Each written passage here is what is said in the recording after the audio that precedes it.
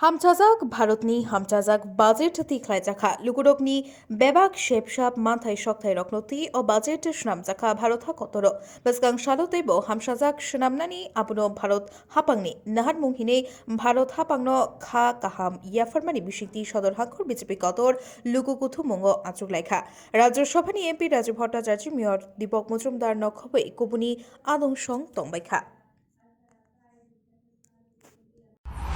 প্রধানমন্ত্রী নরেন্দ্র মোদীজিকে ধন্যবাদ জানাচ্ছি। বন্ধুগণ, অনেক আলোচনা ছিল, অনেক কিছু ছিল, যেহেতু অনেকক্ষণ সময় হয়ে গেছে আমার পূর্ববর্তী বক্তারাও আপনাদের সামনে রেখেছেন, তাই আমি ছোট্ট করে আপনাদের সামনে কিছু মূল বিন্দু আপনাদের সামনে তুলে রেখেছি। আজকে সরকারি কর্মচারীরা, আজকে আমি যেটা বলেছি যে সবকা সাথ সবকা বিকাশ, আজকে সরকারি কর্মচারীরা সবচেয়ে বেশি লাভবান হয়েছে।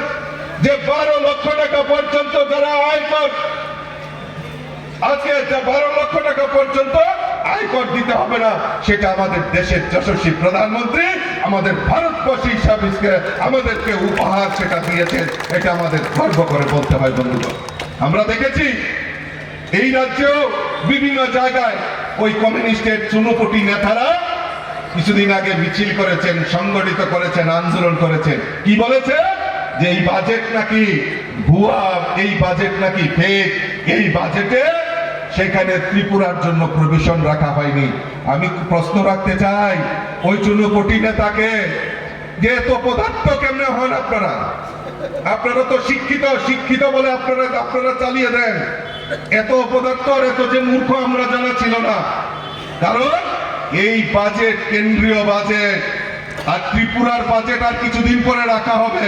তো ত্রিপুরার বাজেট আর কেন্দ্রীয় বাজেটের পার্থক্য বুঝে না উনারা আসছেন রাজনীতি করতে, উনারা রাস্তায় দাঁড়িয়ে মানুষকে বিভ্রান্ত করেন। ওই সমস্ত চুনোপুটিদেরকে আমাদের চিহ্নিত করতে হবে। বন্ধুগণ, এদিকে আগরতলার মুখে মিছিল করবে আর গিয়ে বলবে মাইকে যে ত্রিপুরা রাজ্যে গণতন্ত্র নেই, ত্রিপুরা রাজ্যে আইনের শাসন নেই। আপনারা বলুন তো বন্ধুগণ, যে এত বড় এতগুলি মিছিল হয়েছে, চাহে কংগ্রেস হোক, চাহে সিপিএম হোক বা অন্যান্য দল, এই আগরতলার বুকে মিছিল করে, একবারও কি কোনো মিছিলে কোনো অঘটন ঘটেছে? কোন ঘটেছে? ওই তারার নেতারা গিয়ে বলে ত্রিপুরা রাজ্যে আইনের শাসন নেই, ত্রিপুরা রাজ্যে গণতন্ত্র নেই। আর এই গণতন্ত্র বেশি দোলাই দেবেন না। আমরা ভুলে যাই ভারতীয় জনতা পার্টির কার্যকর্তারা 2018 নির্বাচনের আগে আমাদের ভারতীয় জনতা পার্টির 11 জন কার্যকর্তাকে খুন করেছেন। আমাদের বহু রাজনৈতিক নেতার উপর আপনারা অকথ্য মামলা আপনারা নিক্ষেপ করেছেন। আমরা ভুলে গেছি? আমরা ভুলে যাইনি।